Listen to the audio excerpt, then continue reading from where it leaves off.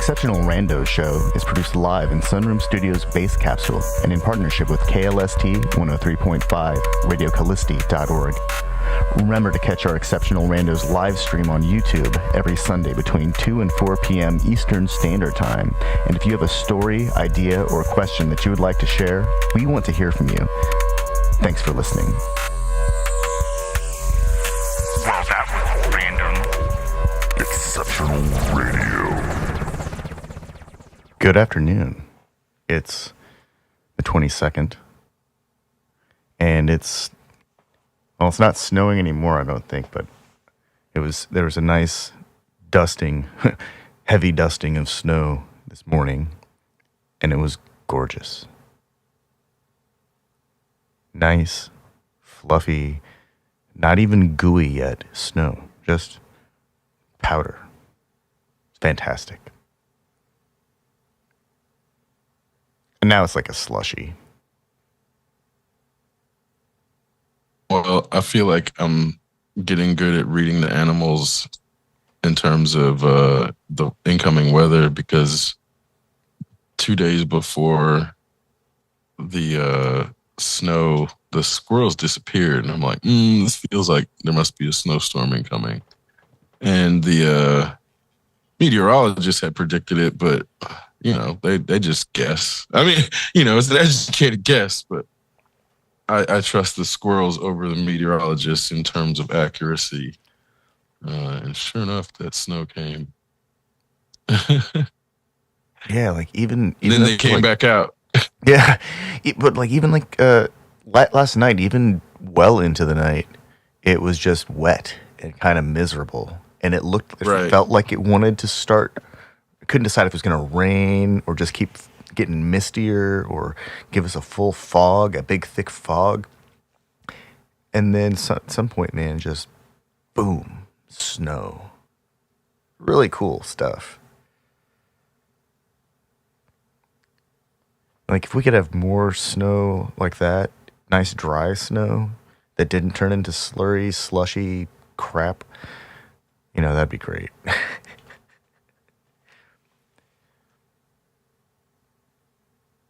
That's like fantasy snow that doesn't get dirty. Or yeah. That's some straight up Disney snow.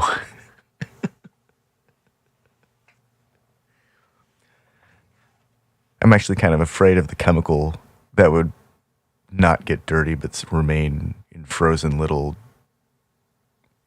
liquid droplet things, little flakes.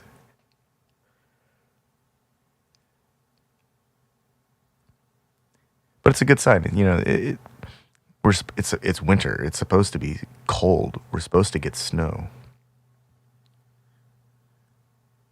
These are supposed to happen. This is what it's supposed to have been for the last 2 months. It's finally here for today. It's probably going to disappear tomorrow. But I'm also, I anticipated that it would come in terms of like the shift has sort of moved actual winter to January, like early to mid January. So that's where I'm like, I anticipate. I mean, not to say that I enjoy it, but I think for like the last 10 years, it's been like you'll get sometimes 60 degrees and up to like January 6th, and then you actually get the actual winter. Whereas before it was, sometimes winter would actually start in October. Which again, shit's always changing. Winter's been steadily migrating later to begin later and later every year. Maybe it's always been like that. No, it hasn't always been like that. We didn't have cars in the volume that we have now 100 years ago. There's definitely something that's changed in terms of the weather. And I think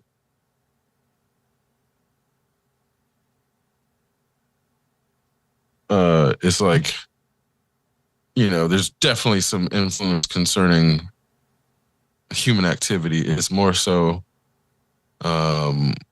was this is this also being influenced by solar activity? And that's where I'm like, on the one hand, it's like obvious that human activity influences the weather, but it's the issue is like how much of it is the sun and how much of it is us, Oh, because sure. if like 90% of it is the sun and like the other 10% is us, not to say that we shouldn't change our behavior. It's more so like this shit might have been happening anyway. Well, for the last The problem is the people who don't acknowledge that shit is changing at all. yeah, well, for the last 16 or 17 years, we've been on a steady increase in solar activity, and for the next 14 years or so, 13, 14, 15 years or so, it's going to steadily increase, and then it's going to decline again for another 30 years. It's like a 30-year cycle or 15-year cycle or something like that, between like not a lot of solar activity and like quite a bit of solar activity, apparently. And so it's definitely going to ramp up. It'll be interesting to see how it kind of works out, because it seems that the more solar activity we have, the crazier the weather gets. And it's only started to get kind of like remarkably, like consistently crazy for the last, 10 years. Yeah, and it really started, not coincidentally, but around 2012 in terms of like those cycles are somewhat predictable, but that's where I think the people who got obsessed with like the Mayan calendar and misinterpreting the shit out of it made it seem like it was like the end of the world and not actually just a new start of solar cycles. Man, the Mayan, I remember this, there's like a joke about the Mayan calendar. It came to an end, and just nobody was there to, remove the stone from the calendar and slide it out of the way and reveal the next stone with all the calendar markings on it. I know that's not the case, but sometimes it seems like so many of the things that the internet gets worked up about really just are a result of a lack of complete information. Yeah, for sure. But I was thinking about math word problems and how a lot of people, funny, would have trouble with the always, sometimes, and never questions. And it was not necessarily easy for me, but I think at the time I had a better grasp of how to like not get tricked by word problems. So that was like the always, sometimes, never was never most of the time not a problem for me.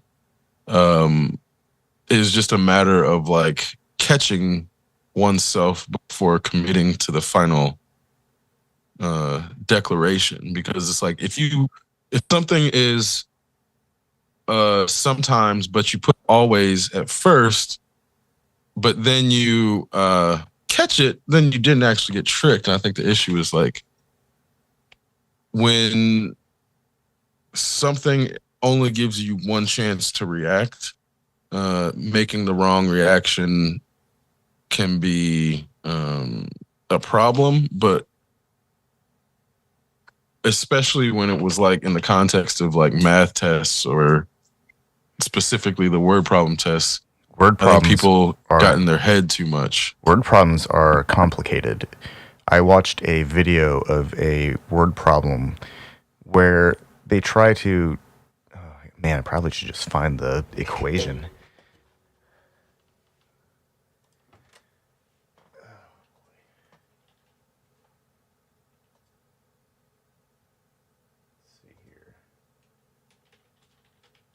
Well, and that's another thing is like sometimes the questions were meant to elicit the response that you don't have enough information. And I think people would also not realize when that was actually the test that's being made. Because again, it's like sometimes the questions are framed to make you realize that you can't answer it because you need more information. Well, but when you're taught to like be confident in everything, it's really hard for people to know when those situations arise. So the question, the equation is 9 minus 3 division sign 1/3 plus 1 equals.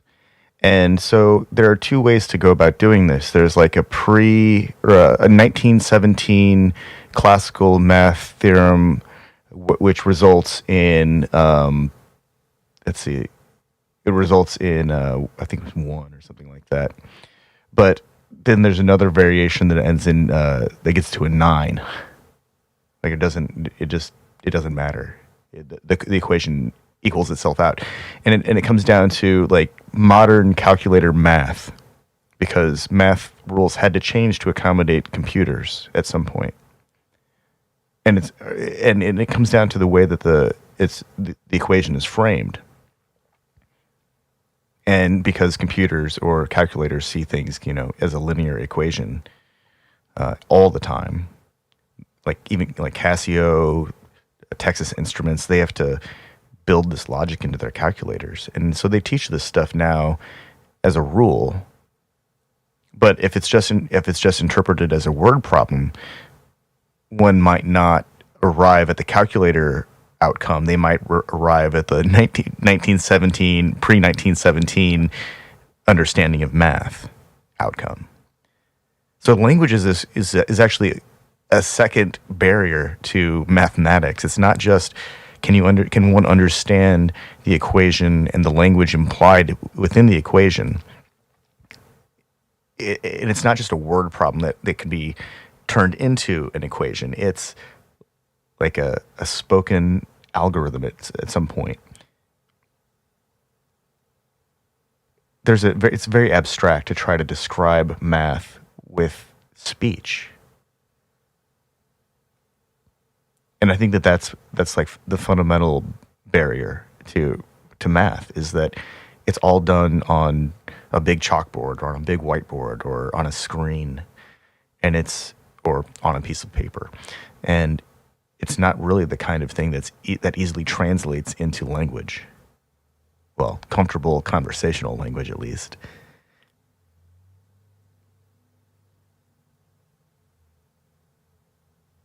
Well, and in that context, I think this is where parents who end up having to help their kids with math have a problem with Common Core. In that Common Core is very word oriented, as far as I've seen. I think that can really cause problems for people in terms of like how they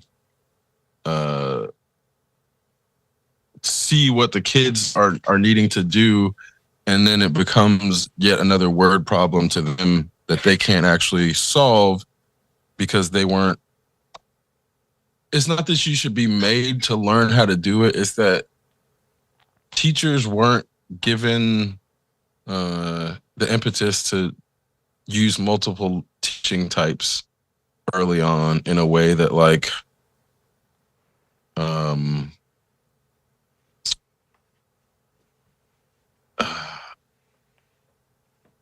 it started to change in like the mid 90s, where they would recognize that there's multiple learning types, but it became almost detrimental to learning in that then, because the teachers had to have the students completing the tests, the teachers would teach to the tests. So it became this like really weird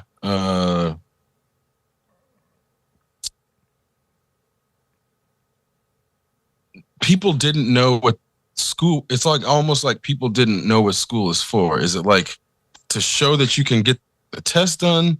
Obviously it's for learning, but if the institution is under fire for, or under threat of not being able to teach people how to learn, then they have to do things that make it like possible for them to continue at least having the appearance of teaching. And I think in that, it's like a lot of American schools were just the appearance of teaching, where I know in Indiana, when they started doing the I-STEP test, like some of the teachers would just give the students the answers because they didn't want to lose their funding. Like that happened at more schools than you would anticipate, in a way where it's like, if too many students failed the test, then that teacher might not only get fired, but then they would lose their funding for like the rest of the year. I know that there had to have been like, nationally systemic, like, because I remember when we were going to IU, I remember reading about people just, college students dying, not because of not because of drugs, or drugs or drinking may have been involved, but it wasn't like a big accident. It was just like sheer stupidity. Like they would slip and fall and something would land on their head, or they would hit their head on their desk, or they would slip and fall down some stairs. These are like, unfortunate accidents, but they would happen. Or sometimes somebody would like try to get something out the window and they would fall out their window of their dorm. Or like that one person actually committed suicide like that, and that was pretty unfortunate. But people do dumb shit. Smart people too. People who can get into a college or a university. There are people who are getting into universities that are just, idiots. And fortunately, most of them like are filtered out. But, some of them make it through. And then some of those idiots end up with really high-scale jobs, and they buy psychotic fast sports cars that they don't know how to drive, and then they wrap them around a tree right as soon as they pull them out of their driveway. I'm not sure. I know that math is like a great filter, but it's also like, we're on the, you've kept up about the whole Chat GPT thing, right? How it's like capable of writing complete essays, and if there's a secondary system that was based off of a variation of it to interpret how much of a document was authored by AI versus how much was written by a human. And so I think there's a really interesting filter that's going to emerge from this, because people that don't want to know how to write are just going to use the AI to generate statements for them. And people who want to know how to write are going to learn how to do those things. And so there will actually be humans who know how to do these things and evaluate, literature. It's just further specialization. And eventually... Right. Well, I think one of the issues is like, what you're describing on the one hand shows that society values those things enough to try to automate at least part of them in terms of making it more accessible to have better output. But at the same time, what happens is, what you're also alluding to is like the skill level drops in a part of the population in which it would have gone up, because they would have needed to learn those things at least just to do them for themselves, even if it was like not the best output. They would still have to like write those essays, and whether they cheated or like did well, they'd still have to do it. Well, and I think there's a quality to research, and then further there's a big hit to communication. If one only learns how to issue prompts to the AI to get it to understand what to generate, versus learning written communication skills. Like how to illustrate an entire scene with words. That's hard. A computer might be able to do it. A computer might be able to do it really well. It'll be really cool someday if movies are like, yeah, and so this guy's just running through the field and it explodes and they grow wings and fly off, like some Hawkman stuff, whatever. And that might happen. And it might be beautiful. It might look great.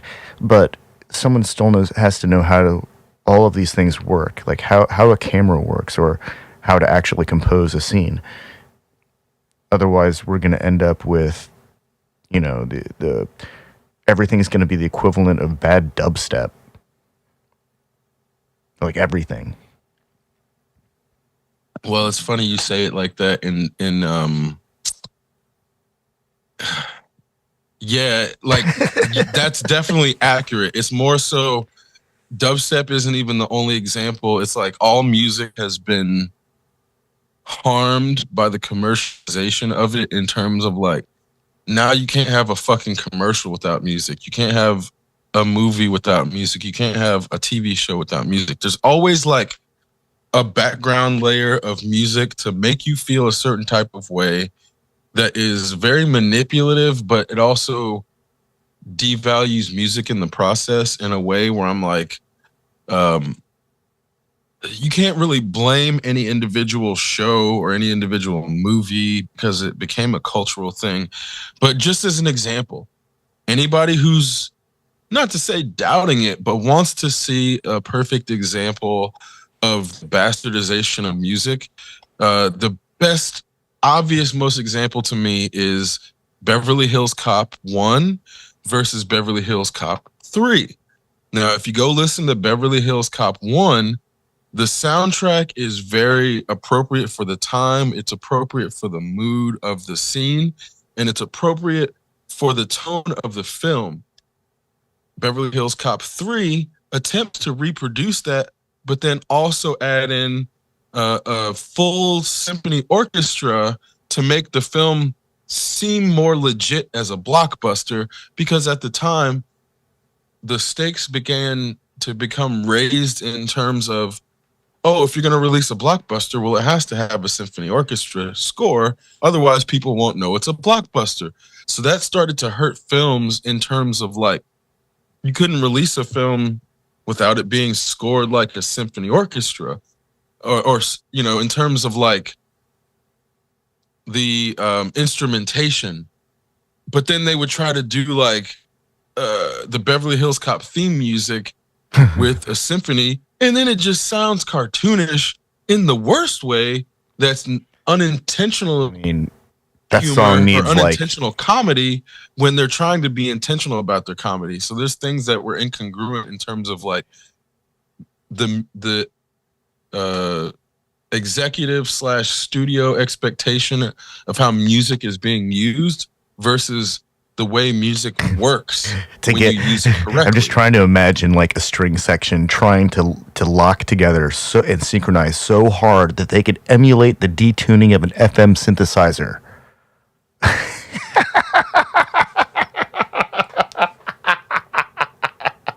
I don't know if you've seen Beverly Hills Cop 3 recently. No. It's good. It's not a bad film, and it actually makes a lot of fun of Disney in the process, where I think people, if you haven't seen it, it actually really shits on Disney in a way that I don't think people remember how much they were actually going after Disney. Yeah. Specifically, this is not about any, like, if you watch Beverly Hills Cop 3, it's definitely about Disney, and they're not making Disney out to be a very good company. It's like they're saying Disney is the worst, like worse than the worst. But it's like, if you're not a person who's good with word problems, you're not gonna see it. It's just gonna be a movie. So it was like actually pretty funny and well done of them to hide a metaphor for, like, sometimes you'll see a piece of media and it's so obviously making fun of the organization that financed it, where you're like, did they approve this? Did they watch this? Did they understand this? In some cases, it's like, maybe not. Maybe they didn't. And in other cases, you're like, oh, maybe they just have a sense of humor. So on the one hand, I like, you know, I'm Just reminded me of like The Simpsons and Futurama every time they rip into Fox. Right, exactly. Exactly. Because it's like you think that they have someone reviewing it, but the person reviewing it may be an underpaid intern. That like at the point of like checking it, who gives notes to the executive to approve, maybe the executive doesn't actually watch the episode and they only read the notes, and then the intern sabotages him. Like shit like that is totally possible. So it's more so you know, you never necessarily know what happened before something makes it, because perfect example, Idiocracy. So Idiocracy made it way farther into production and completion than it should have, concerning how much it was making fun of the executive that were allowing it to be produced. And once they finally caught wind of it, that's why that shit got like no promotion and no marketing, because it was like, oh, this isn't just a comedy. This is like actually poking fun at us, the people who are paying for it. Okay, so you want to make fun of us? Here you go. We're not gonna fucking give you a marketing budget. How funny is that? And then the movie failed at the box office and it was a complete fucking flop. And it only, after like a few years of being in like failure hell, did it resurface as like a cult classic, because people finally realized, oh shit, this is like making fun of the dumbass culture. How did I not see this? Well, it's because once they caught wind of it, they buried it. Yeah, that's definitely one of those like Mike Judge's team bit the hand that fed it moments. Well, I had like watched a documentary about it. Not just that, but they made a documentary about a documentary. But Beavis and Butthead was meant to be satire originally, but the audience didn't get it. So that's where it like, because the audience didn't understand that it was satire, he just had to keep making it so it was like these golden handcuffs of success in terms of the product, but then the audience didn't get it, so he was actually like making his audience dumber in terms of feeding them this layered satirical product that they didn't actually understand beyond the first layer. And then the fire bullshit thing where the lady said her kid set the house on fire because of Beavis and Butthead, and then you find out the kid had never watched Beavis and Butthead. That just made it worse, because it created this divide in terms of like the audience who wanted to make sure Beavis was still able to say fire, and the other people who wanted Beavis and Butthead to go away, because neither side understood the satire. So it was like, same thing really happened with Grand Theft Auto. It's like, if you go look at Grand Theft Auto 3, it's clear they're satirizing hyper masculine violence. But if you're not smart enough to see it, it's going to look like just dumb hyper masculine violence, which is how a lot of people interpreted it and absorbed it. So I'm just like constantly amazed at the capacity. Whoa, fucking Starship Troopers, man. It's like the fact that like all this amazing satire like RoboCop or Starship Troopers gets made, but Rambo, they don't get it. It's like they didn't understand that they're mocking these things and like making fun of them in terms, like Rambo's not a comedy, obviously, but it's definitely how do I word? it's mocking without amusement the notion of a macho gun focused man who has gone to serve his country only to realize his country doesn't like him, or not only does it not like him, his country hates him specifically. So then they flat out wholesale rejected his ass. Locked him up. And it's funny, like, when you realize Rambo is like trying to visit a black guy who he served with, who then he realizes like the system let that black man fall through the cracks.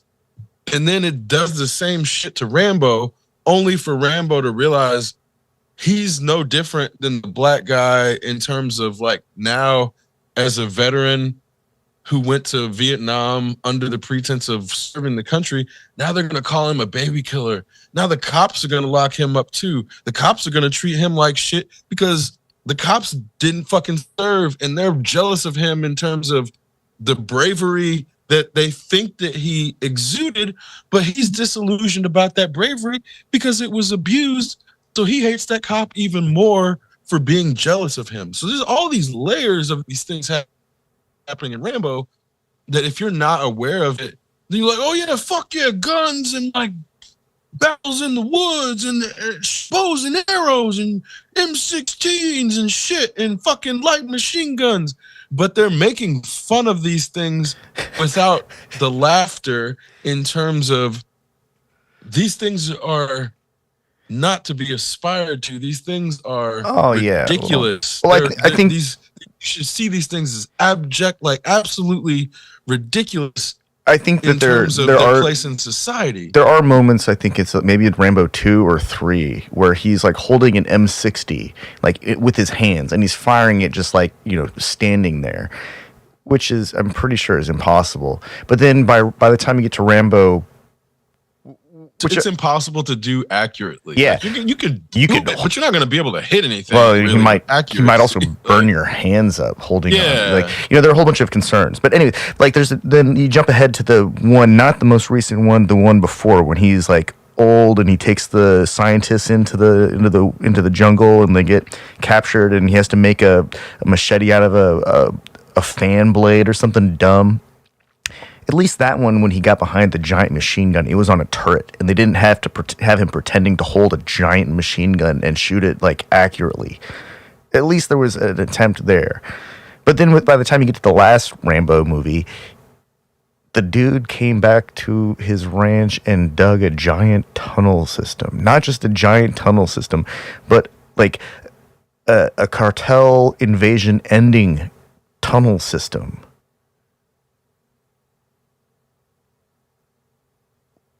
What the fuck?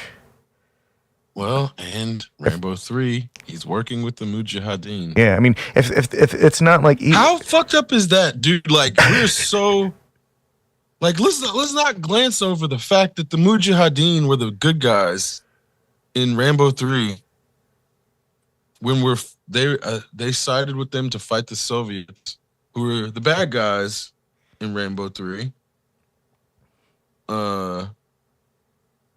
What the fuck?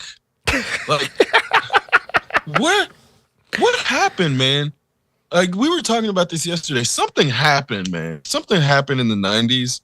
And obviously the weather's changed, but people are dumber. People are more sure of themselves. Like, people are sure that people were sure that Nelson Mandela died in prison. Motherfucker, you just weren't paying attention. There's no space-time distortion that happened. But did something go in our water supply? Are people being dosed with lithium or acid or fucking some sort of hallucinogen and there's two realities or more, at least two realities where you and I live in reality, but around us are these people who are experiencing something else, and we have to deal with them, but we can't make sense of it because we can't see whatever fucking reality that they're dealing with. And that's when I'm like, what the fuck happened, man? How did we make movies where the Afghanistan people were the good guys? Now I don't know if they're the bad guys or the good guys. Like, because the Muslim hate has eased up, and now we're back on the Russian hate and like pro-Ukraine, but like anti-Russia, which like I don't know, man. It's not to say that there's not a difference. There's definitely a difference. But to me, as an American who's being oppressed by the police, Russia and fucking Ukraine, there's no difference to me, like in that.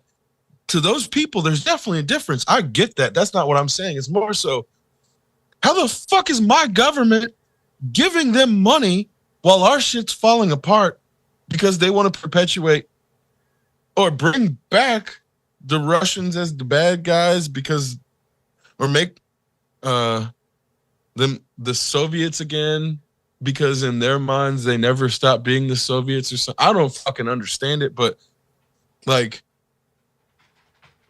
something fucking happened, man. And it's like, I don't know if 9/11 triggered some shit in the Cold War era boomers that like we're so constantly on edge from the threat of a nuclear war that when something actually happened, their minds broke and they couldn't accept that something happened, but there was like weird circumstances that still to this day aren't clear, but they don't necessarily have anything to do with each other.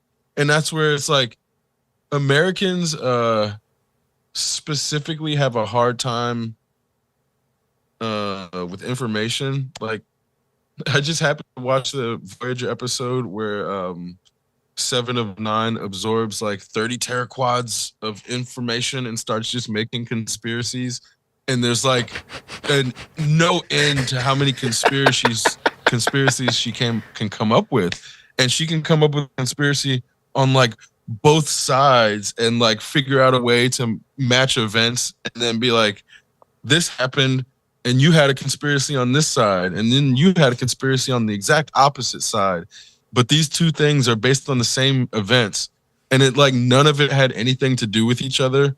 And that's where I'm like, what made Americans start doing that? And I feel like there's things, it's not to say that Joe Rogan is the source of all the misinformation, but there's like a cascade of events in terms of like, there was like David Icke, which a lot of people have forgotten about because deplatforming works. But David Icke was one of the original conspiracy theory nuts that got popular, that was like the source of the reptilian bullshit. That was really just anti-Semitism that people then started accidentally taking seriously, thinking he was talking about real reptilian people when he was just really like a really hateful person. So you have this like cascade of conspiracy theorists, grifters. Who knows if they actually believe the shit they're pushing or not? It doesn't matter. But more and more people started to latch on to these ideas, whether they were trolling or not. It doesn't matter. And it's like, at some point we have this like, there's a group of people in America who are trying to like antagonize about something just because it exists. And we don't know when those people will strike and what they will strike on. Usually, there's a lot of things that they're predictable about, but you don't always know when they're going to catch on. And then it's impossible not to react to them. So by the time people have figured out, oh, these are just those troll engagement farming people, it's already too late and the algorithm has like started giving them attention. And like obvious ones look like the Snyder cult and the like the people who trolled about like She-Hulk or Ghostbusters without actually ever seeing the movie, and they were just mad that they made a Ghostbusters with women. Like those people, they're pretty predictable about certain things, but then there's like other shit where you don't know how they're going to react. So like, for example, this recent controversy about at Hamline University about the showing of the image of the Prophet Muhammad in a Islamic art history course. You would anticipate that the reactionary group would react a certain way, but because of the layers of complexity with this, it was like they didn't actually react immediately, and it took a few runs of that story before they started coming out on a side. And I was like watching it just to see how they would react, because I was like, are they going to let the Islamic hate dictate their reaction, or are they going to let the freedom of speech response dictate the reaction? And it was like, I think when you're watching it and like play out, you can tell that they're conflicted about this in terms of how they're reacting. And like at the end of the day, they're starting to come down more on the side of the freedom of speech reaction, which I'm kind of glad about in terms of like, you know, the broken clock being right. But some of them are coming down on the anti-Islamic, like thinking that it's okay to fire the teacher because she shouldn't have offended this religious group, even though like you have to assume that all Muslim people are overreactionary and think the image of the Prophet Muhammad is bad in order to go down this, which is why it ends up being Islamophobic. So that's where there are those people, but they're also the same ones who are like I mean, there's a lot of them anyway, but the anti-critical race theory, whatever, who are okay with like Ron DeSantis banning African-American history courses.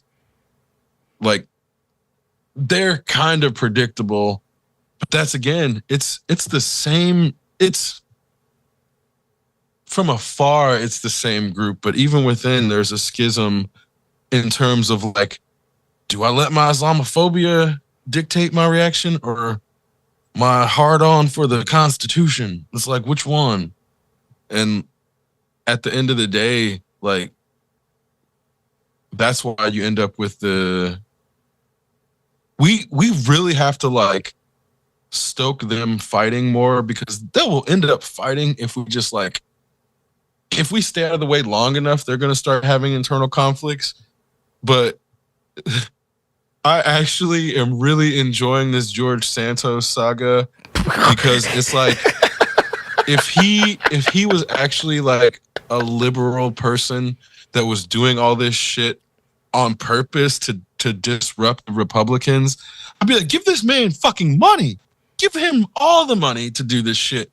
But if he's just like a backstabbing Republican who happens to be a drag queen, or not a drag queen, a baby drag, or a baby queen, I mean, because let's keep it real. Everybody who cross-dresses doesn't become a drag queen in the same way. Everybody who records themselves having sex isn't a porn star. So it's like, if he was doing that and it was like, the intention matters, but I enjoy watching them fracture because of it. Whereas I don't think a lot of Democrats realize that like people like George Santos causing disruption are going to eventually cause the Republican Party to completely fall apart, whether he did it on purpose or not. Him doing if he actually did a drag show at some point, even if it was just one time, that might have actually been the only cool thing he ever actually did. Right, exactly. So it's really that's surreal. That's what made me start respecting him more. It's like, in terms of like, oh, you do drag? Okay, yeah, sure. Okay, that's like the coolest thing you've done yet. So like, I'm not gonna. And that's not the issue. The issue is like when I'm calling him a baby queen, it's because he doesn't blend his makeup right, and I don't know. I've never seen him perform. Like, can he do a death drop? I don't know. It's like. I'm really not gonna just everybody who cross dresses in a drag queen, like you got to be able to perform. Yeah, but like death drops, and, that's like the realm of like life. Real hardcore, like super athletic drag queens. I mean, again, not every drag queen can death drop. Yeah, but it's like, can you duck walk? Can you walk like a duck at least? But it's like, again, if you can't at least duck walk, I'm not gonna call you a drag queen in terms of like, there's levels to it. There's levels to it, and I respect the levels. So that's where I'm like, I'm not just gonna grant George Santos the title of drag queen because he happened to cross dress one time. I gotta find this. That's all I'm saying. So apparently he like has borrowed clothes, like his roommate's clothes. Like he wore his roommate's not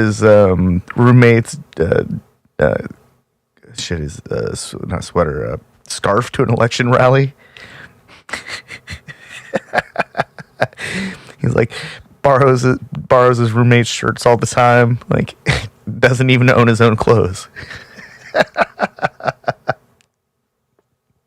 Well, it's amazing how nobody can do anything about it, is from what it seems like. This is like the wildest shit to see in real time, where somebody is just lying their way through everything in terms of like their resume, all of their like responses to the questions, in terms of like, well, if this is a gay guy that does drag, does he really hate gay people? Like, yeah, it's possible he's a self-hating gay person. Or is he just trolling? Because I feel like it would be more of the latter, which is where I'm like, again, if this dude is just trolling his way into being like... He is. No, dude, I got it. He's trolling the Onion. He's trying to make them report real news. Yeah, that's why I'm like, if this is like what's actually happening with this person, and at their core, they're like, oh no, I'm like the farthest left person. I just wanted to like, you know, if nobody had realized that this was possible in our system, it would have just kept rolling in this direction. At least now, I imagine they're gonna start doing shit to prevent this level from happening again. But if it's only like, if it was only to expose it, like, I would definitely. What if he was like before all this stuff, he was a DJ at the gay clubs, and his name was Georgie Boy, like, and if it's that person, and he's all about some circuit house. Put it all in a different perspective. It would be like one of the most. It would pass Andy Kaufman. Yeah, this would be like one of the most well orchestrated. Jealous. Yeah, so jealous. If this was like an elaborate like jackass level troll that got so out of control that he fucking won and had to keep up with it.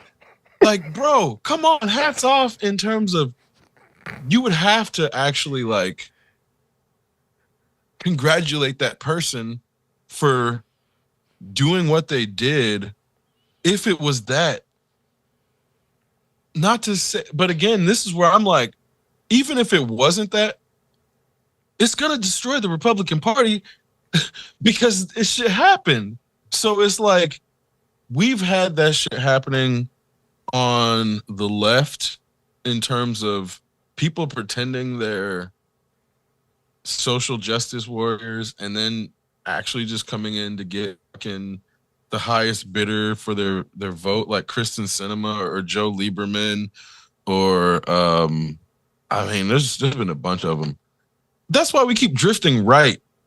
And if it finally takes somebody like George Santos to start like a left drift in term, I don't know if it'll ever drift left again, but if it's like people pretending to be Republican and running for Republican office on the most egregious shit possible, only for them to turn around and be the exact opposite of what that demographic of hate thought that they were voting for. Oh, I'm all for that. I'm all for that. And that's where our system allows it. So if it takes people just fucking lying their asses off about how right wing they are in terms of like attracting this vote to then make that vote irrelevant, all's fair. It's not only fair, it's fucking legal. It's not even illegal, it's fucking legal. So I'm not about to do it, but if other people are doing it and then at the end they're actually like preventing cops from getting more fucking militarized and they're actually helping put money into communities, I can't say I'm against it, because at my core, I recognize that this place is like has devolved so much because of people's inability to know things like satire, and then seeing things like Starship Troopers and going out and signing up for the military, that maybe you got to trick those people. I don't know. We haven't figured out how to get those people from stopping being amosexuals. So if it takes tricking them, if that's the social engineering it takes at this point to stop murderers and like society from producing a bunch of violent mouth breathers, I don't care. I'll try anything at this point. Like, whatever we're doing is not working. Something happened where guns are like the first react. You got like 6-year-old kids like shooting people. If it takes tricking that 6-year-old kid with like a fake gun or something, I don't care. I think we need to have like a Guitars for Guns exchange program, and people can like take in if someone brings in like a handgun, they can get like an acoustic guitar. If someone brings in a shotgun, they can get a bass. If they bring in a rifle, they can get an electric guitar. If they bring in a really fancy rifle like an AR, they can get a really fancy electric guitar and an amp. If they bring in like some real classic rifle, they can get a Les Paul. If they you see where I'm going with this?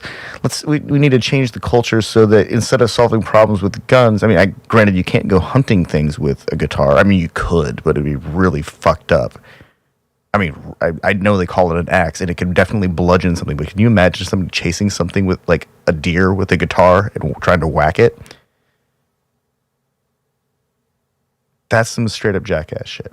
That's not going to happen. But, guitar duels were a thing, and they still are to some degree. They're just not quite serious because it's like the only time anyone actually sees one, it's like friendly. It's like a exposition or something like that, or demonstration, and it's all in good fun because people are like, despite how competitive people are, musicians are typically motivated by like the pursuit of being able to play the crap out of their instrument, not like let's blow shit up with it. Actually, that's not true. There was a guy named like Martin McFly who blew shit up with the Doc's giant subwoofer. That was fictional, and there have been some guitar players who've been excessively loud, and that's okay. Like even Ted Nugent, who somehow manages to put his foot in his mouth any time that he gets in front of a camera, that guy can play the hell out of the guitar. And when he's playing the guitar, he's not Ted Nugent the asshole. He's Ted Nugent the guitar player. Like, that's a whole different world that could exist. Well, it's funny because it's like, that's another issue. At what point did we start learning things about the artists? Because it's really difficult to separate the art from the artist when you know some horrible shit about a person. Yep. And it's like at some point the artist started talking about shit beyond their art, and it's like, bro, I just like your painting. I don't need to hear your fucking thoughts about Jews, bro. Come on. Like, seriously, now I don't like you. And at some point, that became the license to like air your views because you're a well-respected artist. It started becoming a shield for terrible viewpoints where you're like,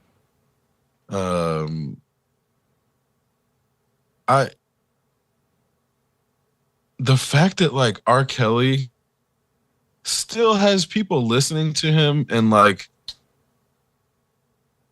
who just don't care, where I'm like, what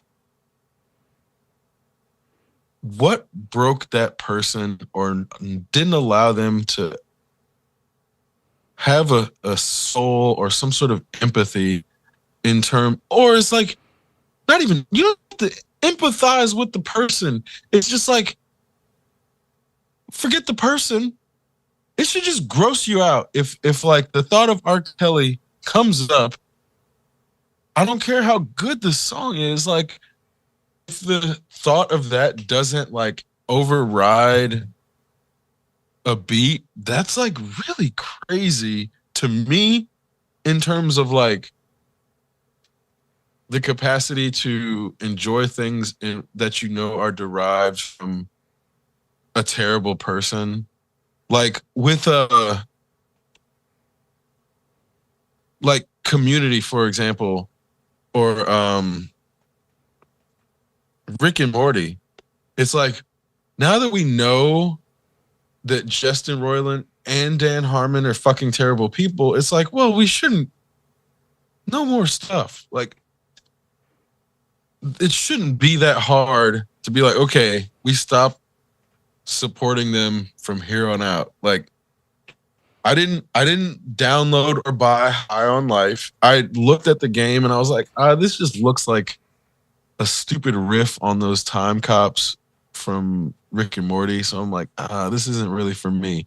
And then once you find out Justin Roiland is a fucking abusing piece of shit, I'm definitely not buying that game. Like, once, hopefully he goes to prison or something, in terms, like, now that they know that he's I don't think he necessarily will, but it's like, it's really easy not to give $1 more to that franchise or any franchise that they're associated with from here on out. Super easy. The idea that it's not, and it becomes difficult, like, those people weird me out in terms of like, man, I tried to put Community on in the background the other day and I couldn't even watch it. It was really weird. Like, that show's only funny when I'm taking a class in something. And if like, we just got done with a watch through, but I'm pirating it, so they're not getting any money. So I'm not supporting them directly. I mean, I don't like, I tried. I don't feel bad. It wasn't even that. It was just like, it was on in the background, and next thing I knew, I was watching something on YouTube, and I had paused it. And that's usually how I know. It's like, oh, I'm not even paying attention to this. If I completely pause it to watch a completely unrelated YouTube video, yeah. And that's a show that I enjoy in the background doing, like, reading, doing homework. So it's strange. I think that there's some shows actually have shelf lives. Like, not just like Simpsons been on forever. And it's hard to watch now, but when I watch old episodes, there's a part of it that reminds me, and it taps into the whole nostalgia circuit. And there's part of me that'll laugh at that stuff because because it's dated and it's old, and they make references that are old. Some of them don't even make sense anymore. But with Community, there's now when I watch it, I feel like there's this effort to create a timeless atmosphere that can't exist because of the technology that's present in the show itself, and then the kind of just the pop culture references they use throughout the show, because a lot of them are very specific to, you know, the end of the first decade and the first half of the second decade of the 2000s. It's like there's a window there where it all kind of matters, and then the further away we get from that time frame, the more dated it becomes, and the more obvious that it's like becoming irrelevant.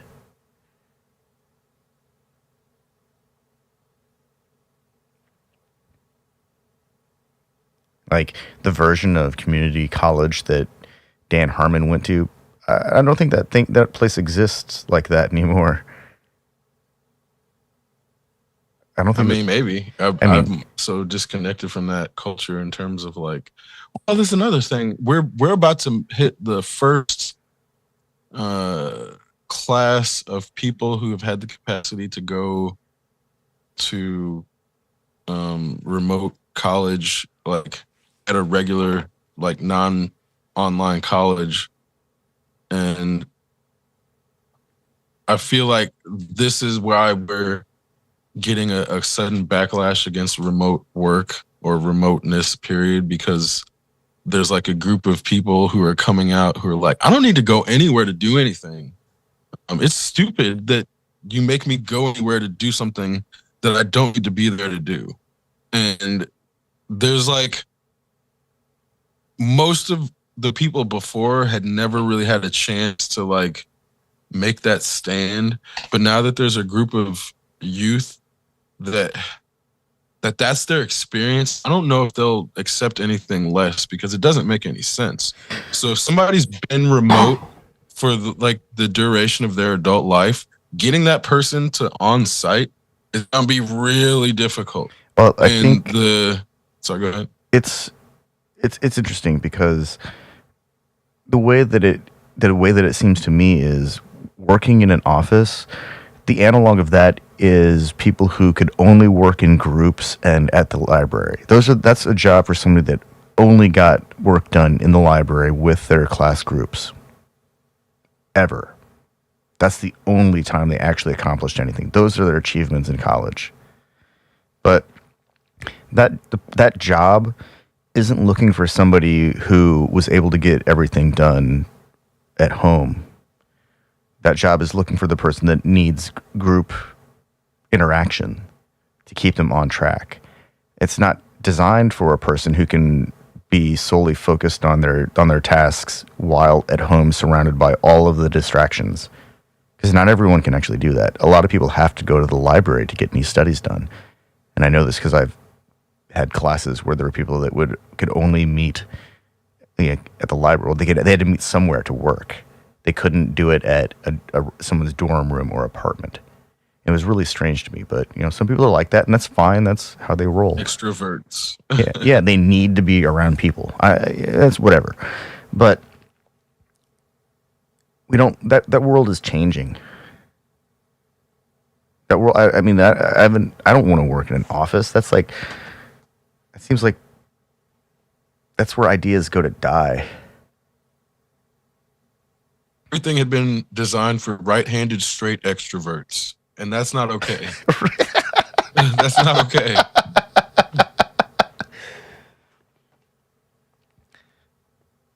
Yeah.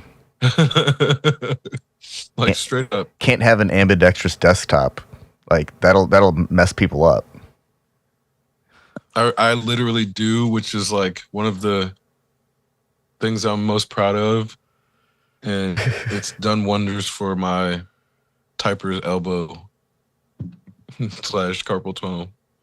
Oh man. Yeah, I'm all about like the surrounded, like the cove desk where you are seated at your workstation, you are surrounded by workspace in case you need to have like a book out or some papers out to one side, and then you have your keyboard in front of you, and then you can have notes on the other side, or a place to put down, a mug full of tea or coffee. I love those kinds of desks, but they're impractical in an office because people got to be able to get up and stand around and look over your shoulder at your screen and point at things and touch your monitor with their hands that they've just eaten a donut with.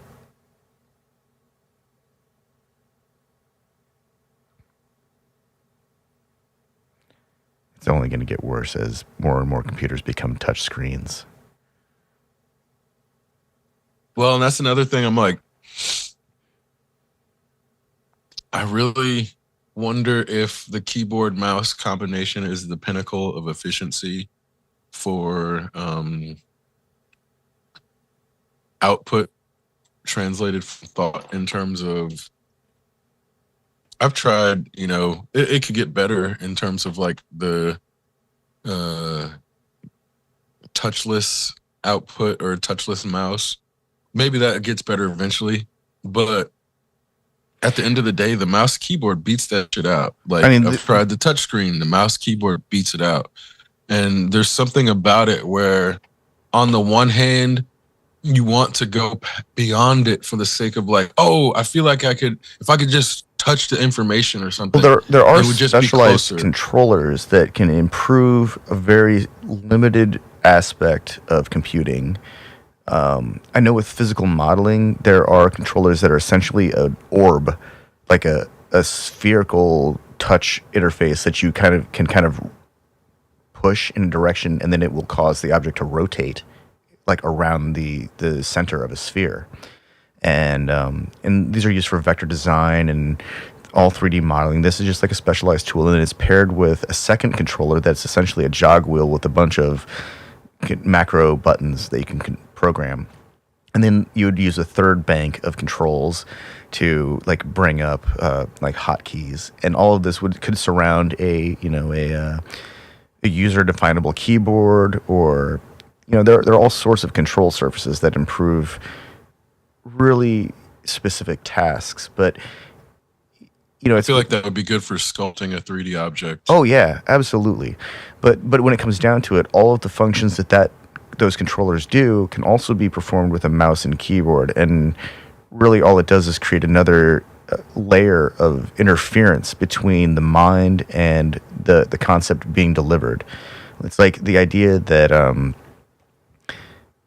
I get it. Digital, like digitizer pads make it really easy for illustrators to do really rapid design or development.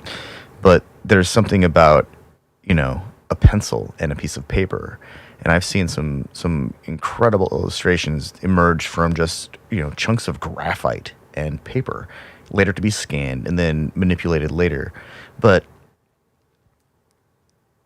it's just another thing that has to be learned, because there's no digitizer pen, no tip for a digitizer pen that has the same kind of degrading quality that sharp graphite has.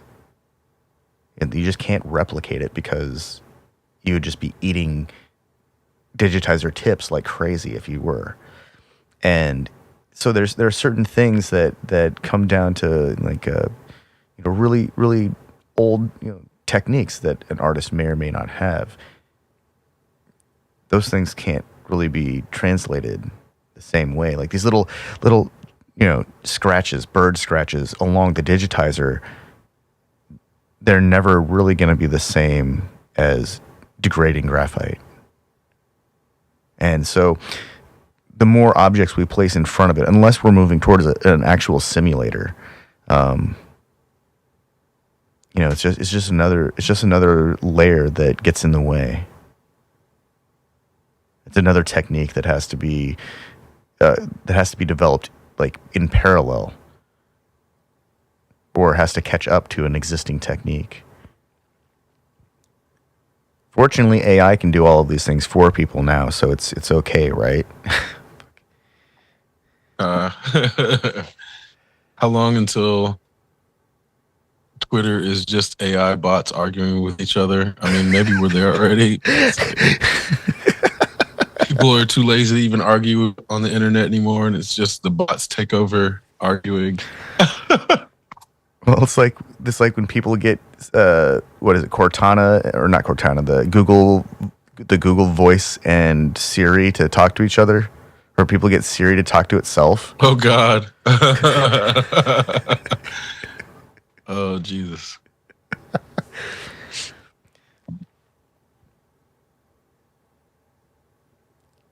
Surely a bot would recognize that it's talking to a bot. Ow. Right. Oh crap, that's a really good point. Because one of the so you alluded to the AI detectors. Yeah. In terms of like watching or reading the output and then determining whether it was AI produced or not. Well, the people who are pro AI are basically using there's like another layer of modification that they do on their AI output to make it like do synonyms for what is output so it looks more natural, more like natural language. And those end up like, say if something was output at 92% detectable by AI detectors, running it through the extra layer would reduce that to then only it was like 8% likely. Man, showing up as 8% likely. So it's like this is so funny. I mean, that'll get better eventually, but that gap is constantly what they're trying to close in terms of like the people who want to do the AI assistance are trying to make it harder to detect that they're using AI because they know people don't want that output, but because output is like, I think it's increasingly distinguishable from non-AI output, then it becomes, well, and it's like, again, it goes back and forth and it's never a static point, but it gets more difficult to detect. And then as it gets easier to detect and it gets more difficult. And so that, like, I feel like we're on an upswing where it's easier to detect now for various reasons. And what another thing is, there's like a limit to those people's creativity. So they can get around the detectors slightly for now, but because they needed AI to assist them in their thought process in the first place, they're not going to keep being able to come up with new solutions. Well, it's interesting to me because, Word for the last decade has been tightening down the reins on verbosity with its grammar checks. And I understand that it's more efficient if people are to the point. I get it. And sometimes flowery language is encumbering and just gets in the way. It stifles communication because not everything needs to be prose. But this is all pointing to a really strange outcome where there are only a few people who can even write, and there are even fewer people who can distinguish good writing from AI. And there will be people who are skilled at entering prompts for AI to generate text, and people who can barely enter prompts to generate text.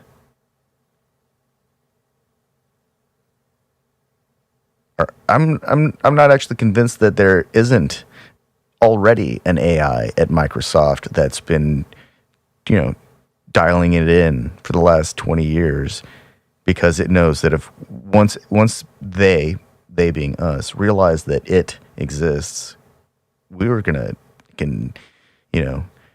put it into an isolated lab and dissect it, and it can't have that. So it has to dumb us all down. This is the Microsoft Skynet version. It just renders us into illiterate human beings that can access Facebook, and create memes. That's what it feels like has happened, right? Yeah, Skynet was never gonna kill us. It was just gonna dumb us down till nobody had like enough brain power to fight back. like in a meaningful way.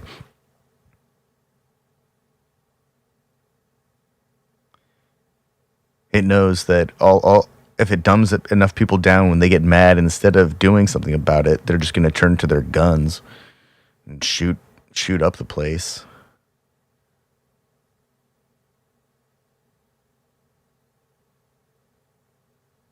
There was a Walmart shooting in Indiana not too long ago, a couple days ago. It was like a disgruntled former employee. I think last night there was another shooting, like a really serious one too. Yeah, it was like 10 people. Are you talking about in Indiana? Or are you talking about the one in California? Oh, the one in California. Yeah, that was pretty fucked up. They just released images of the suspect.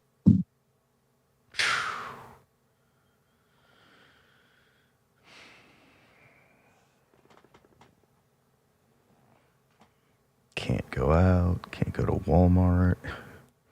Can't go to a movie. Can't go to Lunar New Year's in LA. Oh man, you can't go anywhere.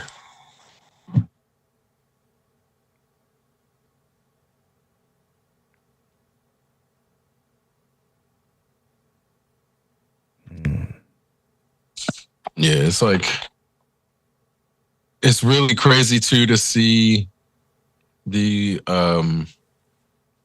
international perception of America finally catching up to reality in terms of like, I think Americans still think Mexicans want to come here, but nobody else. Like, nobody wants to fucking come to America. I don't even think Mexicans want to come here anymore personally, as far as it seems like the immigration has actually gone down like a lot, but I don't know. I haven't actually done intense studies, but nobody wants to fucking come to America anymore. It's not that shiny city on a hill or whatever the fuck they were saying 100 years ago. Wait, I thought that was JFK that was talking about the shining city on the hill. That was maybe like in the that long ago. 60s. Yeah. Yeah, it definitely ain't that anymore. The burning city on a hill. Yeah. Well, it might be smoldering right now. Yeah. It was definitely on fire a while ago. It might still be on fire.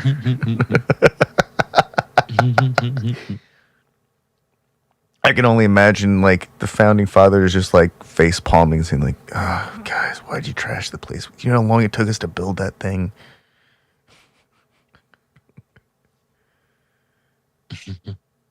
That's right. I invoked the founding fathers. I think they'd be ashamed of, like, all this shit.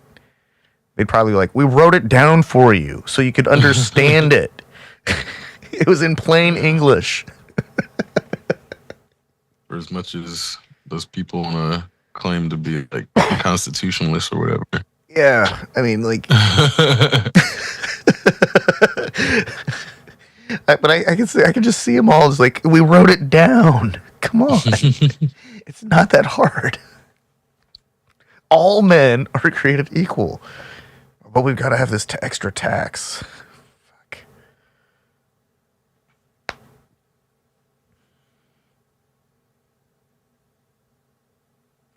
It's okay though, you know, we've got a really unique situation in Congress right now. Like, the House is kind of dysfunctionally just ambling about like it does.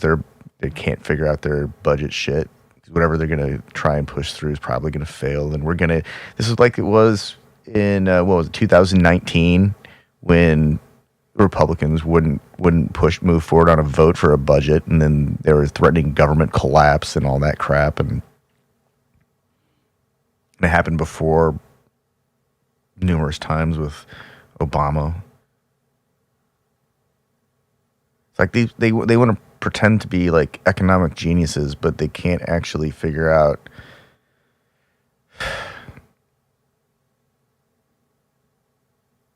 They just don't want to spend money on stuff. Like it's like if they don't spend it, they get to keep it or some crap. But even that's not how it works.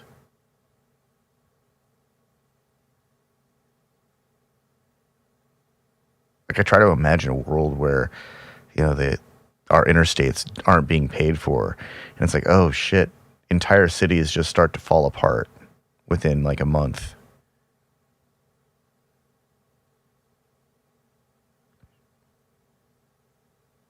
You'd think that the supply chain disruption from the beginning of COVID pandemic would have been like a really serious warning indicator that there are certain aspects of our national infrastructure that are like we really shouldn't question their necessity. If it needs to be fixed, we just need to fix it, kind of deal. And the same thing with the electrical grid.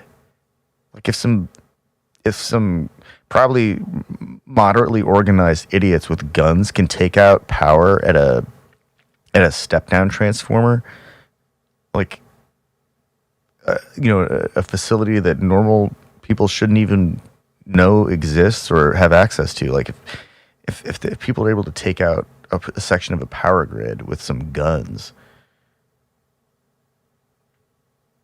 we've got really serious problems. That's what that really means. Like in addition to the failing bridge infrastructure or our decaying like highway or interstate system or the old ass water pipes in the eastern half of the country.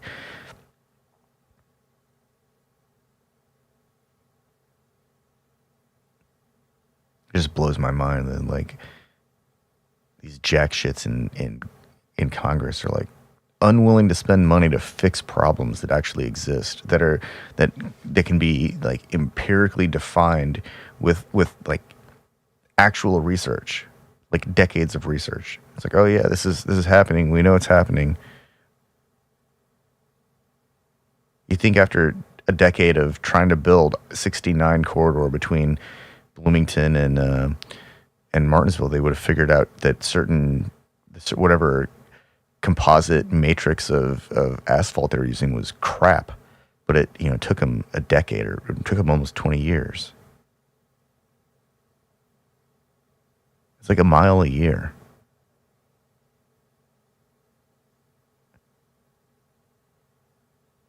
Man, if it's a mile a year of actual like construction of this shit, they're not going to get to Fort Wayne till like 21 something. They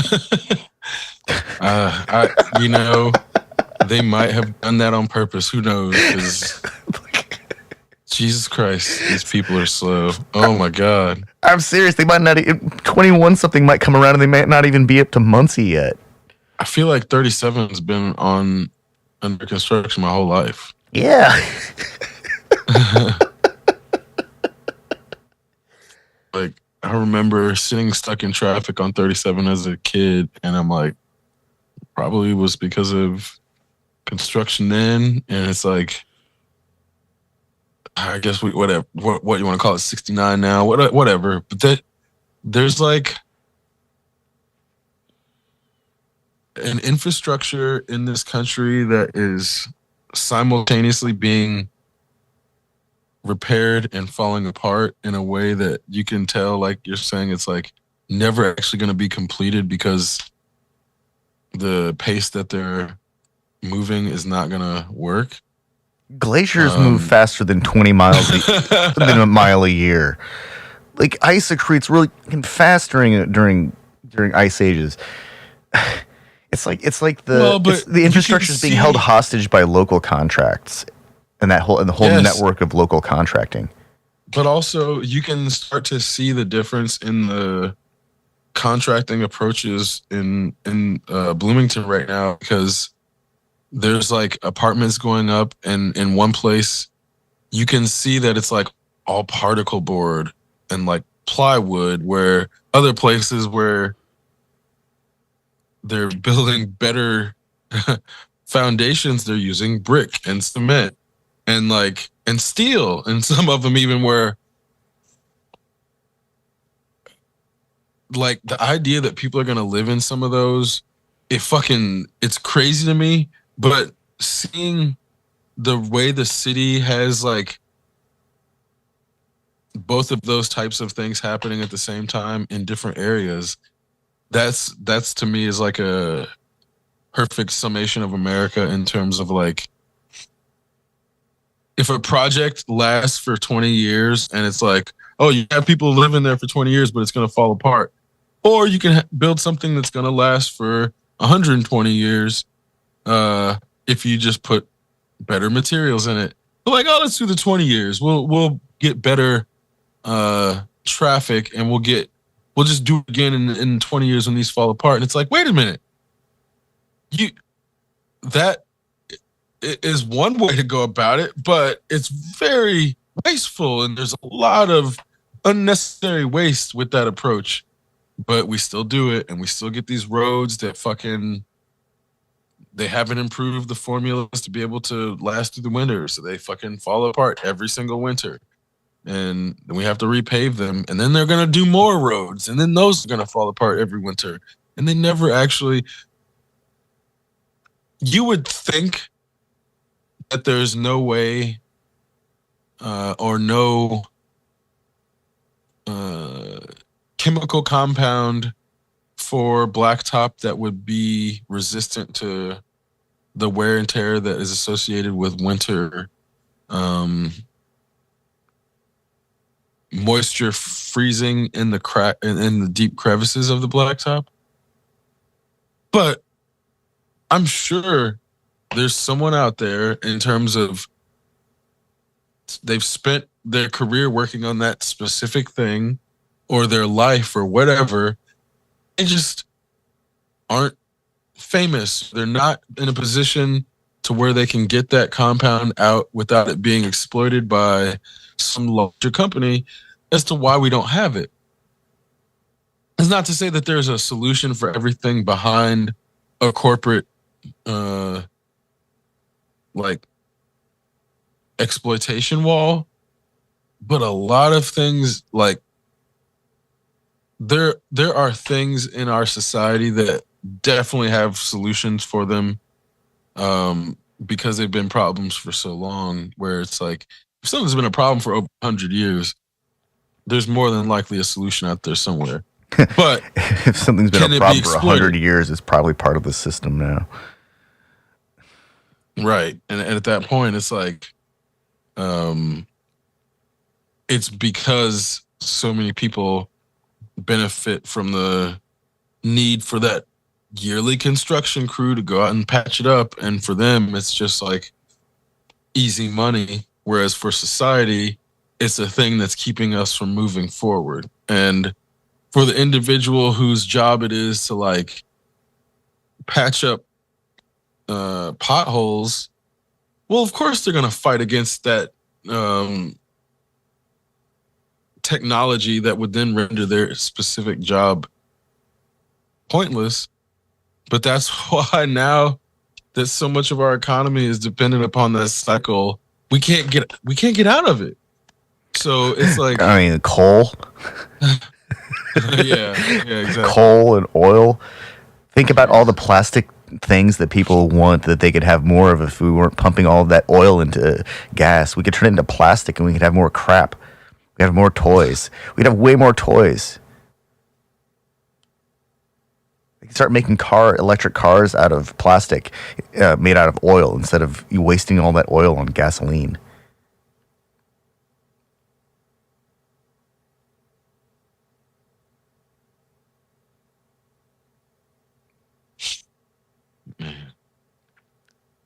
But we shouldn't even be doing that. We should be using like biopolymers or whatever, stuff extruded by like algae or something that we can then use to create like some kind of organic polymerase or something that will dissolve after 5 years of ground contact.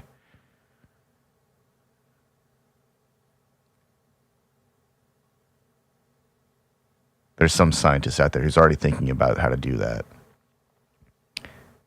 And then one of their team members is trying to figure out how to pitch it so they can get money for research. because they know that it'll destroy an entire industry. And it's like, fuck. Maybe they're just going to get paid to suppress the research. That's probably how that works. That's me being really cynical, though.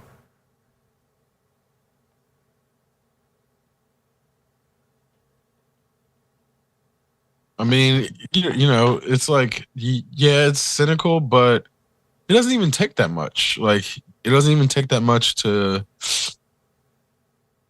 keeping something from going mainstream doesn't mean suppressing it like directly so much as there are indirect ways to suppress things by like just enough flooding of information in a different direction can prevent something from having enough attention from becoming important. And that's where it's like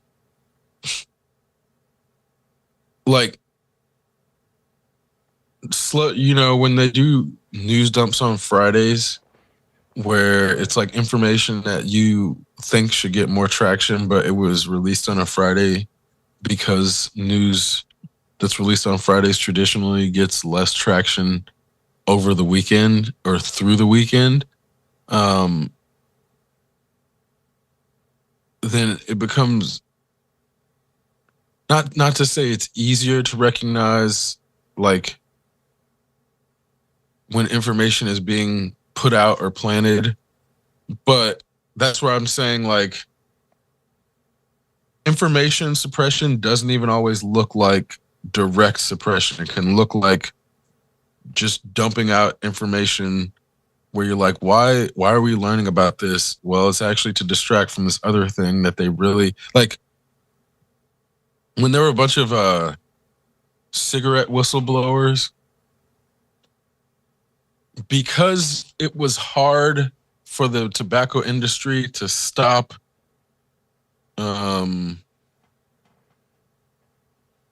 like the whistleblowers kept coming out and that was impossible to stop. Well, we just change our approach and go down this different route. And now it's like, well, we're pushing and promoting vaping products to be healthier alongside our pure tobacco or the regular tobacco products. So we're giving them healthy options. And then that narrative makes it seem like, oh, well, if they're at least working to get healthier options, then they understand that they can't be doing this thing continuously. And then instead of like listening to the whistleblowers, the people are like focused on the vaping and focused on the tobacco juice or whatever the fuck that shit is, the nicotine juice. And then the tobacco industry rides it out, makes it through the whistleblower phase where all of the things that got released about big tobacco during that phase, we shouldn't have tobacco companies anymore, but they were just good enough at distracting the public from what was happening in a way. Well, now we got movies about it, and the public was like watching movies about the whistleblower, about the tobacco case, and then going out and smoking cigarettes afterwards. And it's like, well, you know, we get what we deserve in a way. But this is also why, back to, you know, if it takes George Santos type people to trick Americans into not smoking cigarettes, fucking trick them. We gotta trick them, I guess. You think that, like, I don't know. There are FDA approved alternatives, like for nicotine delivery systems, and those seem to be a perfectly good off ramp. It's just how to convince somebody to get off the highway, that it's okay.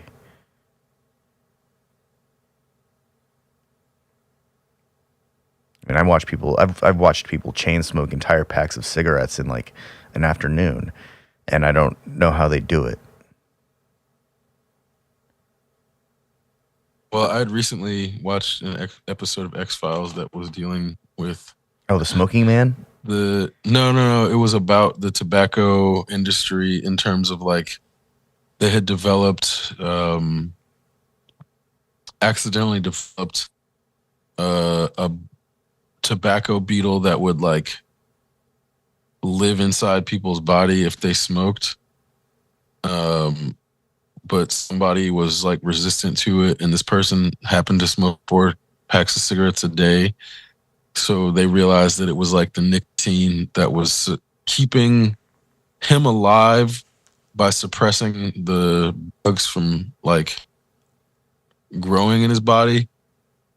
That was like how the story resolved. But it's like at the time, the fact that actual big tobacco was under fire for whistleblowing, and then it became like a science fiction story on X-Files. I don't think that type of thing makes it easy for Americans to discern reality from fiction in terms of like what's actually happening. So then they start to think that like the real world conspiracy is like a fake conspiracy. Like conspiracies happen. They exist. It's a matter of when people speculate about what's happening without any sort of tangible evidence, that's when it's like the most extreme conspiracy theory. But when disconnected events are linked to each other to appear as evidence for something when the actual things don't connect, that's actually the other end of that spectrum. You would think it was like a rational thought. Like, no, the other end of a baseless conspiracy theory is a conspiracy theory that's based on disconnected events that are made to appear connected. It's like, that's also why it's difficult to know which type of conspiracy theorist you're dealing with to sort of debunk them, because you don't know necessarily where to start. And I think this is, again, when you have people like Joe Rogan and then also institutions like Ancient Aliens, it allows people to start drawing connections that aren't there based on just like pure sequence of framing. Because you're like, if you watch Ancient Aliens, the way that they like introduce segments, it's very disconnected. Like, they'll be like, Nairobi, Kenya, 1864.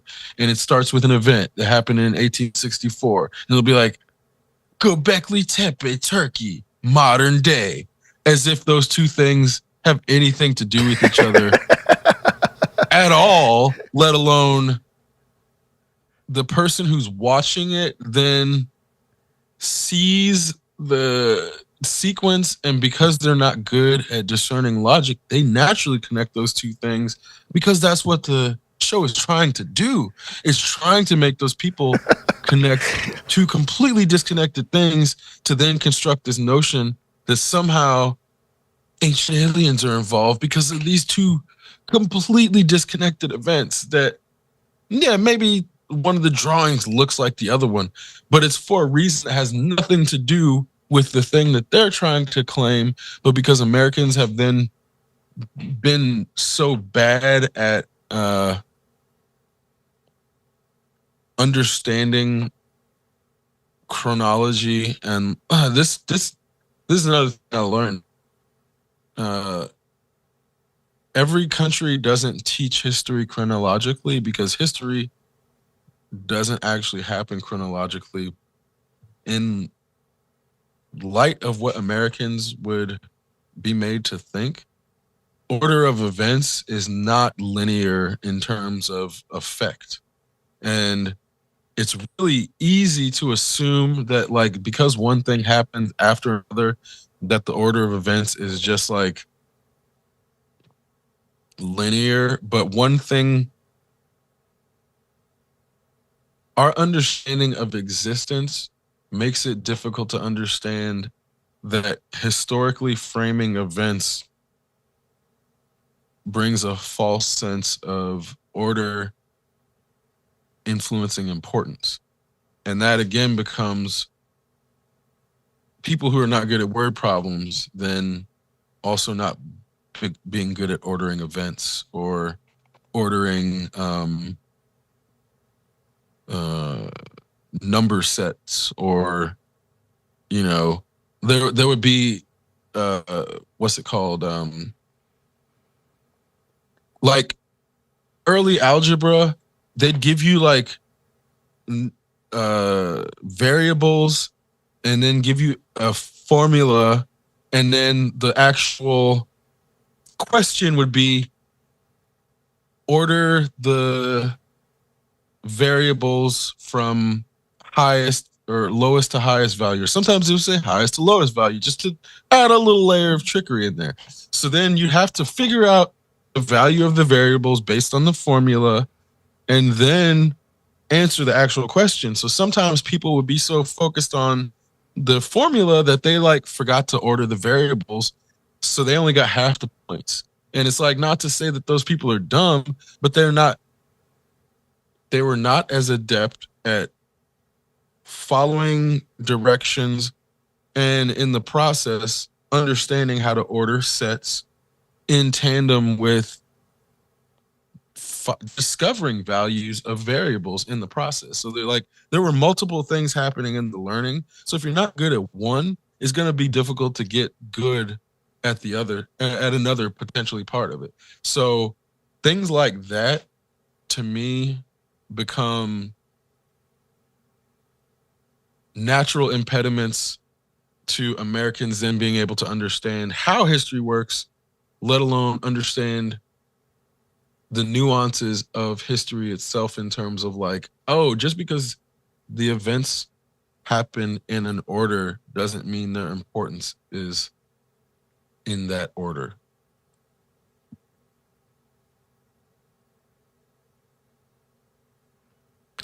I think things like history is weird because I think things like conflicts ultimately end up getting bottled up and packaged into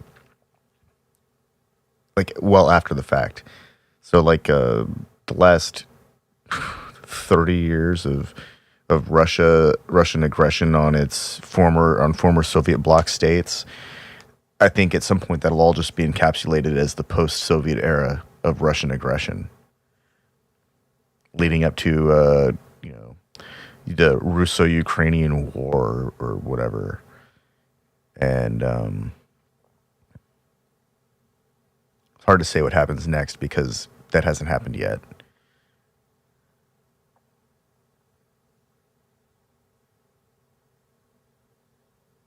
Hopefully, huh? Post-Soviet era. Yeah. Will we ever actually get to a post-Soviet era?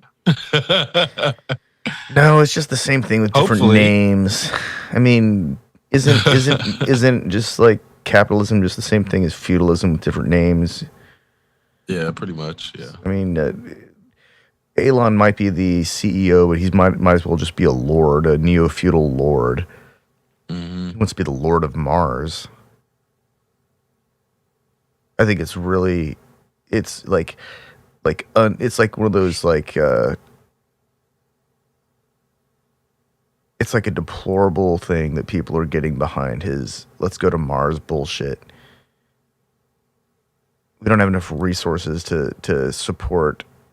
We do kind of, but it's just a horrible waste of resources to try and send people to live in Cancer Central.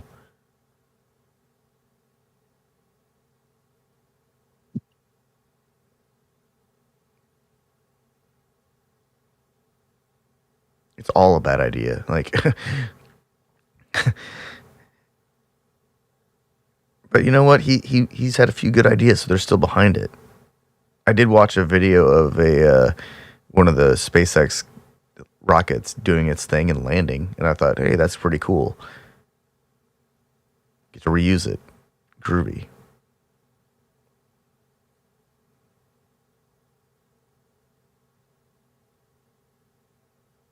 It is pretty cool seeing the rockets like land which is where I'm like, that's cool as fuck. That is cool.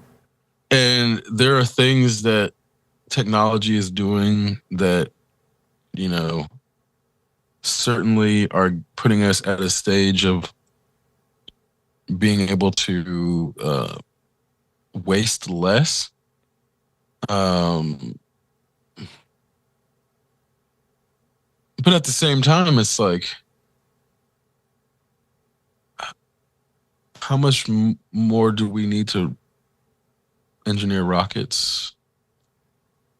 What do we actually need rockets for? Right, at this point, because that's not even the only way to put things into orbit at all. So it's like for every person that has Starlink at their home, for the actual cost of deploying all the satellites to give them satellite internet, I bet they could have installed fiber optic infrastructure for far less. To literally every place that there's a Starlink subscriber in the United States, they could have done that with fiber.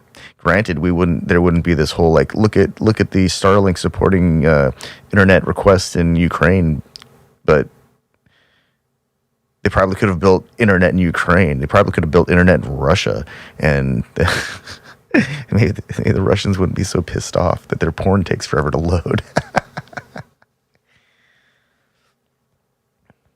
Well, anymore as well, every satellite, especially when we have the nano satellites, you don't need a rocket to put anything up, put those things up. So it's not to say everything that can be miniaturized or made to be launchable by balloon, but a lot of stuff can be launched by balloon. Well, I know that current generation iPhones are able to access the Iridium network and make emergency SMS send outbound messages. And I'm pretty sure I read that next generation, so 6 months from now, Androids will be able to make voice calls on Iridium networks. Satellite networks, existing Iridium satellite network, they used to be the sacred territory of wealthy ass people with sat phones with giant, huge ass antennas. Oh yeah, well, now our cell phones have enough antenna to reach those things and communicate with them. That's pretty crazy. So I can see where that makes sense. If we don't have to have terrestrial satellite or cell phones because we could just use satellite networks, that'd be really rad, but that's really expensive. We can build. It's also over-engineered. We can build a lot of terrestrial network for the cost of one satellite launch. A lot of network. That's a lot of jobs. That's a lot of maintenance and administrators that people just need to exist just to maintain that section of infrastructure. And this shit's wireless. It's not like big ass towers have to go up everywhere. You can have towers that are just outside of the visible range of the city limits. Put one on the top of the tallest building where no one's going to look for it anyways, where people should expect to see cell phone towers. I'm not sure that any of the advances that we're getting from this current generation of space travel development crap is any of it actually beneficial?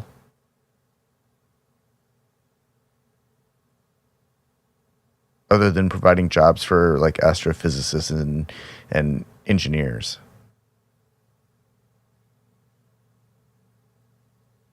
I mean, it's weird in terms of kind of, but in some ways not. As of right now, we haven't had to destroy an asteroid or some shit that was going to impact Earth that we detected from a long range satellite that was worth space exploration. But That's not to say that shit won't happen eventually, like 200 years down the road, which is why, again, history is not linear in the same way. Yeah. Like shit may have not happened yet in terms of what makes all this space exploration actually worth it. Because right now, is it? Well, no, I mean, I'm not saying that like the rockets that can land themselves isn't worth it. I think that stuff's great, but I mean, it's cool, but is it worth all the shit up to now? Not really. Do we really need to be planning a trip to Mars? Unless are they going to be putting a Mars missile base? What have rockets done that we couldn't have done with cables? Okay. You see what I'm saying? Yeah. Think about that. Like, yeah, we could put satellites in orbit well, there's cables that run along the ocean floor, do the exact fucking same thing. So, did we need those rockets? We could build a lot of towers for the price of one rocket launch. Yeah. A lot of fucking towers. And not put all that carbon emission into the atmosphere. Yeah, not burning up all that stuff, that energy fuel. So, honestly, I'm not gonna like declare that rockets were useless in terms of like, yes, how we've developed them as a species. But right now, kind of. I think that haven't really helped. I'm gonna only really hurt. I think it's more likely that within 200 years, by the time a trans-Neptunian object decides to come hurtling at the Earth, some Earthling will have already developed like some heavy fusion beam that's powered by some Earth-based power supply, like a volcano, and can just obliterate the incoming object. Way less energy expenditure, way less environmental impact. Heavy fusion beam, brought to you by Fusion Industries or something like that. Cooled by volcanic activity. Yeah, there we go. It'll be like a super heat pump action. The volcano is so hot that it just cools down the laser array. Shit, the laser array is the exhaust port of the fusion reactor. There we go.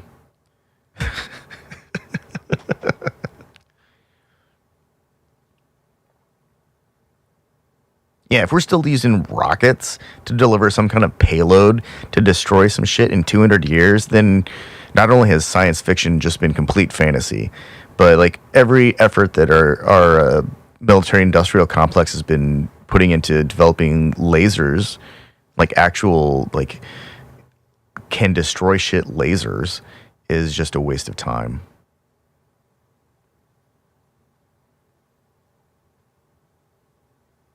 And that's another, another weird one in terms of like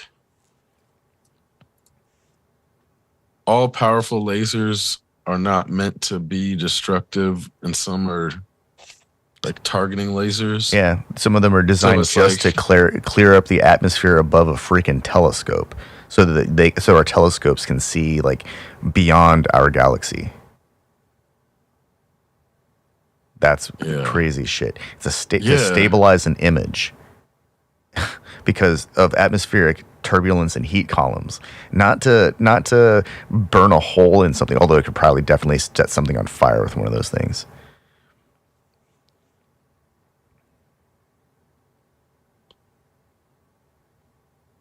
I imagine a version of future Earth where things like particle accelerators are used to create gigantic magnetic fields that redirect the trajectory of one of these trans-Neptunian objects.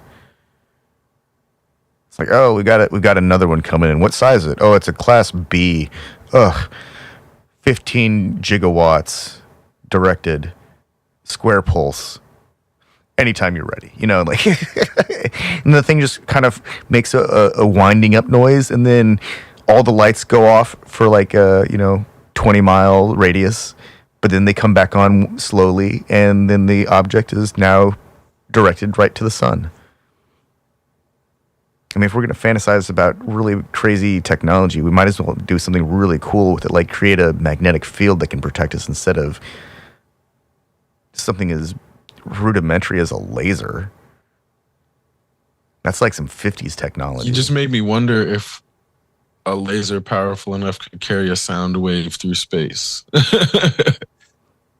is like, in terms of like, it obviously it couldn't be a single particle wave or a single particle line, but if like a group of particles were the medium through which a wave was pushed, I'm sure that if there was enough energy behind it'd have to be super powerful. I know, but it's a matter of like, would it be possible? Because it would just be a matter of whatever it makes contact with. So if it hit some kind of diffuse cloud, like a nebula, it might make a shock wave, and it might be loud enough to hear.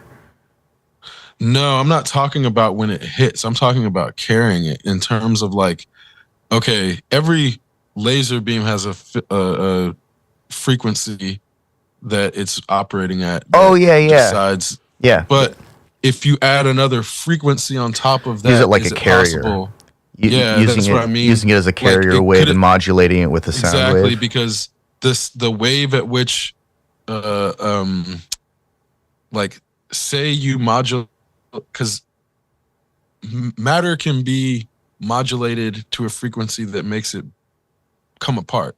Yeah. This is like why somebody can hit the right note and glass will break. Yep. So if the laser isn't necessarily at the right frequency, could a laser be used as a carrier wave for that frequency to be transmitted to then destroy an asteroid? That's what I'm like.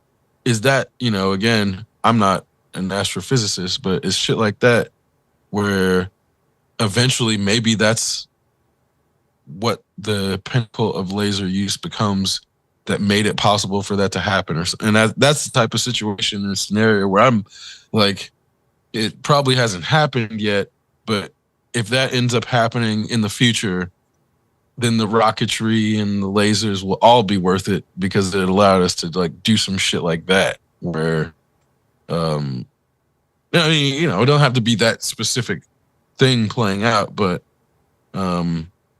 it's like, are there going to be things that happen scientifically in one era that then allow us to like survive as a species through another era? Probably. Where that's like has to happen. The discovery of insulin. It's like, the discovery or synthetic insulin that made a huge deal, but it seems like that is probably a bigger deal now than it was for the first like 15 or 20 years. Oh yeah, for the first like 28 years of Martin Shkreliki's life, nobody cared. And then he bought the exactly. the freaking insulin patents.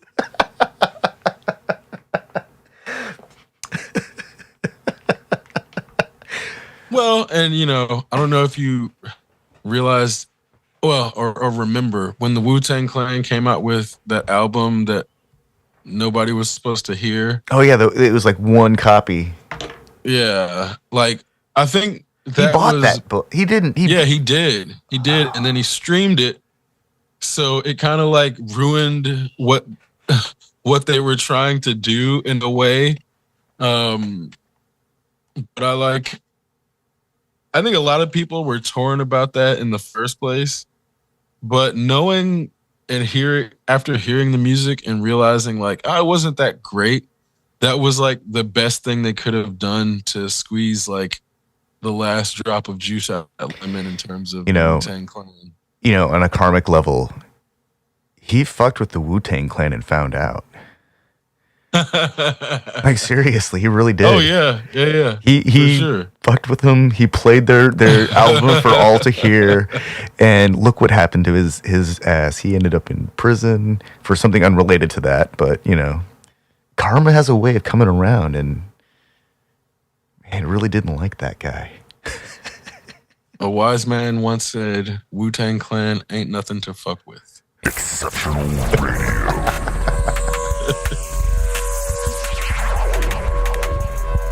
Exceptional Randos show is produced live in Sunroom Studios' Base Capsule and in partnership with KLST 103.5, RadioCallisti.org. Remember to catch our Exceptional Randos live stream on YouTube every Sunday between 2 and 4 p.m. Eastern Standard Time. And if you have a story, idea, or question that you would like to share, we want to hear from you. Thanks for listening. Well, that was random. Exceptional Radio.